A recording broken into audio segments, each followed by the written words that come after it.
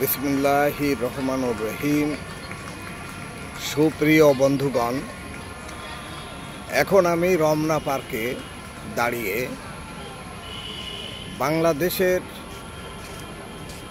একমাত্র এবং গুরুত্বপূর্ণ পার্ক হচ্ছে রমনা পার্ক। এই পার্কে সকাল এবং বিকাল মানুষ এখানে আসে, হাঁটাহাঁটি করে, জগিং করে, ব্যায়াম করে। মানুষের স্বাস্থ্যকে সুস্থ রাখার সবচাইতে গুরুত্বপূর্ণ বিষয় হচ্ছে হাঁটাহাঁটি করা, জগিং করা এবং ব্যায়াম করা। তাতে করে শরীর সুস্থ থাকবে, দীর্ঘ জীবন লাভ করা যাবে, ডাক্তারের কাছে কম যাওয়া লাগবে, ওষুধ না খেলেও চলবে। প্রত্যেকটি চিকিৎসক বিভিন্ন রোগের ক্ষেত্রে, ইভেন ক্যান্সার রোগের ক্ষেত্রেও রোগীদেরকে হাঁটার জন্য পরামর্শ দিয়ে থাকে।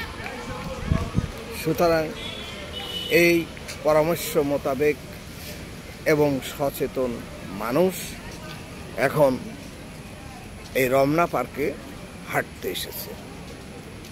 আমি এখানে মহিলাদের একটা হাঁটার ব্যায়াম করার জায়গা দেখাচ্ছি। তারা সবাই ব্যায়াম করতেছে সুস্থ থাকার নিমিত্ত। সুতরাং আপনাদেরকে বলবো যে রোগী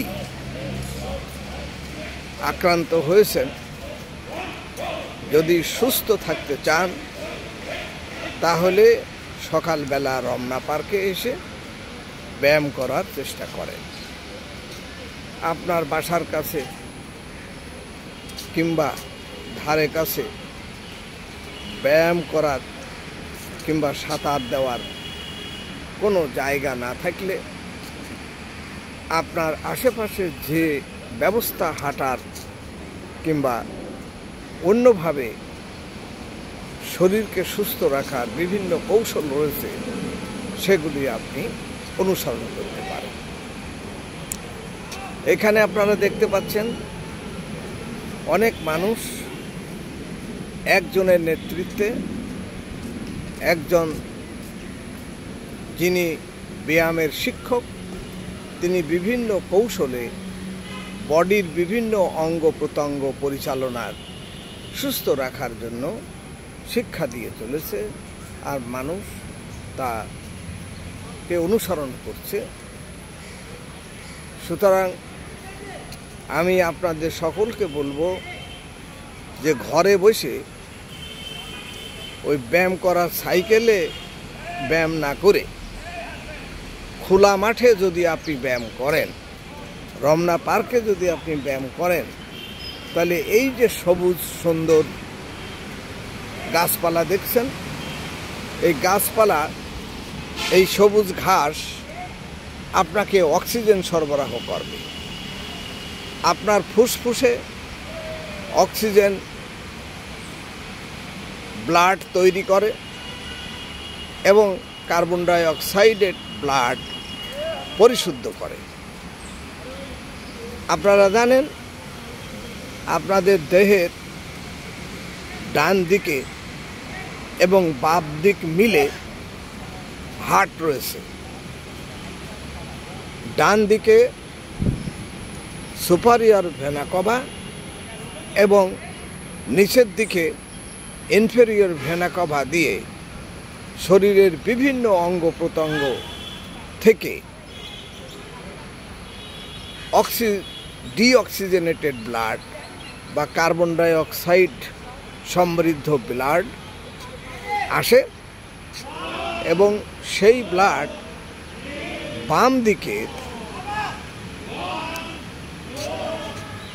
হার্টের বাম দিকের দুটি চেম্বার, যেখানে ডিঅক্সিজেনেটেড ব্লাড, পরিশুদ্ধ ব্লাড ফুসফুস থেকে আসে অক্সিজেনেটেড ব্লাড আসে, ফুসফুস এই ধূপার বাড়ি হিসাবে ময়লা নোংরা কাপড় চুপড় যেমন পরিষ্কার করে স্ত্রীর জন্য দোকানে পাঠায় এবং মালিকেরা তা গ্রহণ করে, হার্টও ঠিক তেমনইভাবে এই পরিশুদ্ধ ব্লাড ফুসফুস থেকে হার্টে আসে এবং হার্ট অটো পাম্পের মাধ্যমে সর্বত্র শরীরে ছড়িয়ে দেয়, মানুষ সুস্থ থাকে। যখন এই অক্সিজেন কমে যায় তখন নানান ব্যাধি দেখা দেয়। সেই ব্যাধিগুলির মধ্যে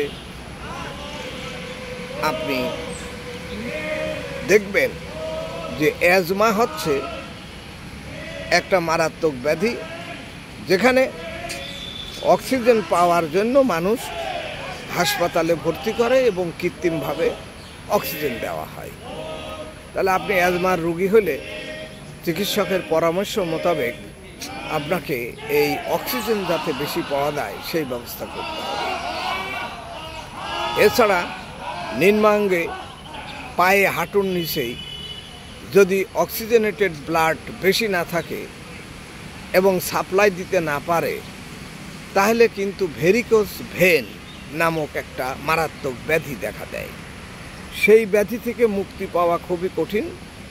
প্রথমে সেখানে আলসার হবে, সেখানে একজিমার মতো হবে এবং এমনকি সর্বশেষ সেখানে ক্যান্সার হইতে পারে। সুতরাং আপনাদেরকে হাঁটতে হবে, সাঁতার কাটতে হবে, টেনিস খেলতে হবে, ব্যাডমিন্টন খেলতে হবে, অর্থাৎ শরীর একটা দুষ্ট বালকের মতো। তাকে আপনি যত পরিশ্রম করাবেন, যত খেলাধুলা করাবেন, তত শরীরটা ভালো থাকবে।